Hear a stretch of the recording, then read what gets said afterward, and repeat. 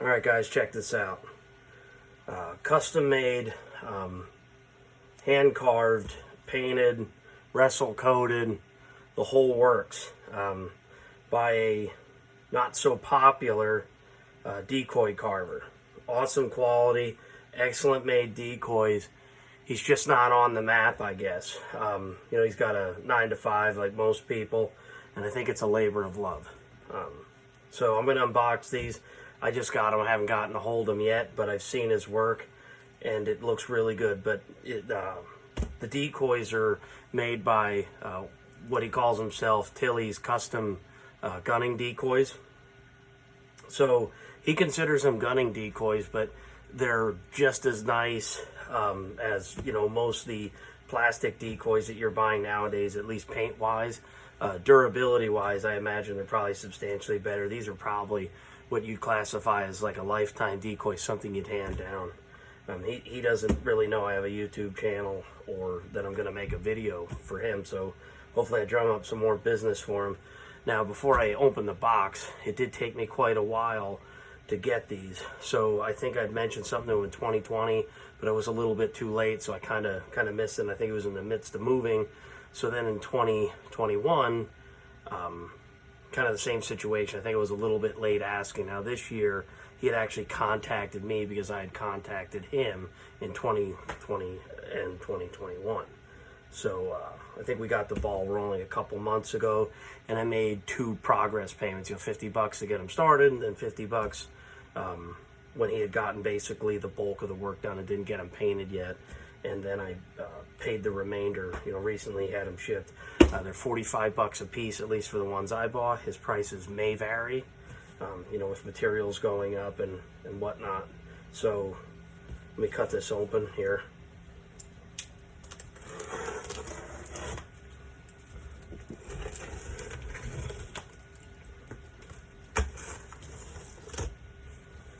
All right.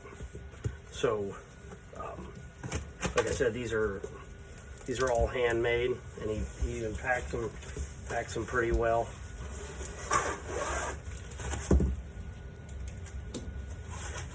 Get some of this foam out of here.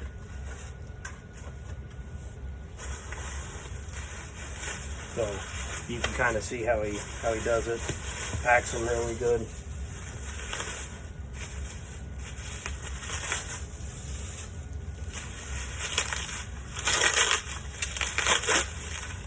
And I'll leave a link in the description for where you can find them. The only place I'm aware you can find them is Facebook. So that is the Bufflehead Drake. So, I mean, these even have glass eyes.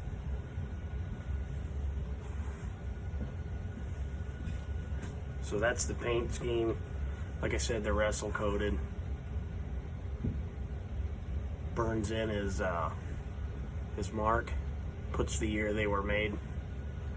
I mean, he's even using these pretty serious deck screws to get it done.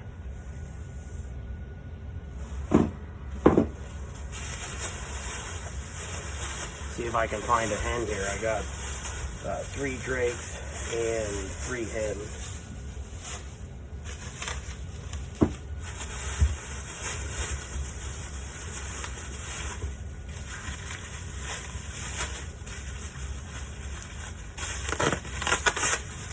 He definitely takes his time with these.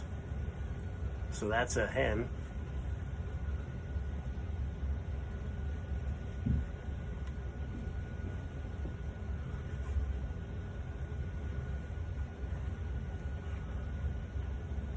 Yeah. That's his stamp. So, I mean, overall, these are really nicely made. Like I said, the Restle coated. Like I said, the glass eyes.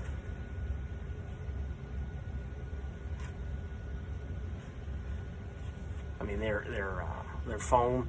He carves them out of foam. Obviously, there's some wood here. The base is wood. The keel's wood. I believe the head is wood. I think the tail is wood as well. But not quite sure what kind of wood he uses. but it is sealed. And like I said, it's Restle coated. And they're really nice, as you guys can tell. Really nice decoys. And, you know, they are $45 a piece, so they're not cheap by any stretch of the imagination, but they're definitely more durable. I don't plan on shooting these, but if you did shoot them, like I said, they're basically mostly foam. They're not going to sink. You don't have to worry about that. I mean, you could just tell these are just some really, really pretty decoys. But he calls them gunning decoys, but like I said, I think these are actually substantially nicer than most of the plastic decoys.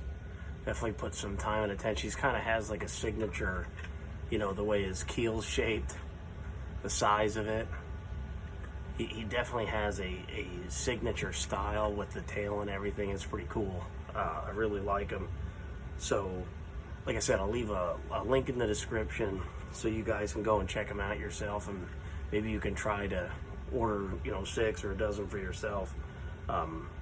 Occasionally he'll sell one or a pair if you follow him on Facebook, and they go really fast. Like he'll occasionally sell like maybe an excess decoy or something. Maybe he made some for himself, or he made one too many or something like that, or maybe he just has some extra parts or whatever, you know, maybe some bodies started and he kind of finishes them off, and he'll occasionally sell them on Facebook, and they go real fast. I've tried to buy them a couple of times, and I haven't been able to get them because somebody beat me to it. Like he'll post it, it's a 30-minute-old post, and it was sold almost right away. So, like I said, that's the Drake. Now, some of you might be wondering, you know, why Buffleheads? So, the reason that I got Buffleheads is if I ever go out and the diver numbers are low, Buffleheads are kind of common no matter where I go. Sometimes I occasionally see them on the river. I hunt Maryland, I see them. I shoot them out in western PA, shoot them out in eastern PA. And the interesting thing about the Bufflehead is I've shot pretty much every species of waterfowl that I've ever taken.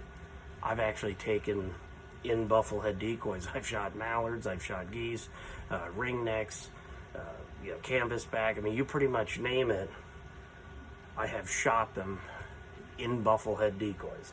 So I don't know if it's like a confidence thing. I don't know if they're friends with everybody. I have no idea. But at the end of the day, I've had a lot of success, and I don't run a large spread of Buffleheads. My average spread of Buffleheads is going to be 6 to 8.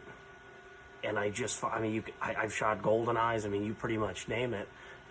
Just this last season in 2021, we had a huge group of ringnecks kind of do it in the decoys. It was a pretty crazy situation. It kind of pulled out of the sky, and I was running a bluebill mojo and 6 Buffleheads or 8 Buffleheads and maybe 2 bluebills. So, you know, you got the white, you got the black, you got some gray or some brown or whatever, and that was enough to pull a huge group in. And, you know, they didn't land in the decoys, but they were 15 yards from us, a couple feet over the decoys. So, you know, like I said, I've shot pretty much every species of waterfowl I've ever killed. I've at least shot over Buffleheads or they've been out in the spread. So I've had some really good success, and I think this was the first diver duck species I ever shot. You know, you're probably going back 15 years ago when I started hunting ducks. So they're kind of near and dear to me, and I'm definitely, for next season, I've already sent them a message that if these come out as nice as I thought they'd be, I plan on purchasing half a dozen ringnecks from them, because we've been starting to get ringnecks here in eastern PA. At least me personally, I've shot them the last, I think, 4 seasons, and I think last year total I got 8. So that was kind of cool that I went from, you know, almost never seeing them or shooting them to I actually have one on the wall now. It's a really nice Drake ringneck, and I've shot quite a few nice ones. I'll actually throw a photo in. Just figured I'd do an unboxing for Tilly, I don't think he gets a lot of recognition. I love his decoys. I like his work. I mean, if I could, I'd run all my divers would be his, but I'd probably have more money than my daily driver to go back and forth to work. So anyways, awesome job, Jeremy. Kick-ass decoys, love your work, and hope to get a half a dozen ringnecks from you next season, and hopefully you guys like it. But before I go, I'm at 137 subscribers. When I get to 150, we're going to do another giveaway on some 3D printed reloading trays for your mech presses, or maybe some reloading blocks, or you got a Dillon or an RCBS powder measure. I've got some funnels with caps. I'm going to pick 2 winners again, and we'll go from there. So hopefully you guys like the video. Make sure you follow them on Facebook.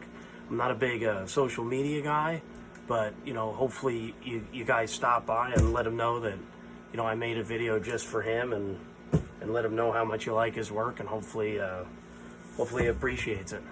All right, I'll talk to you guys later.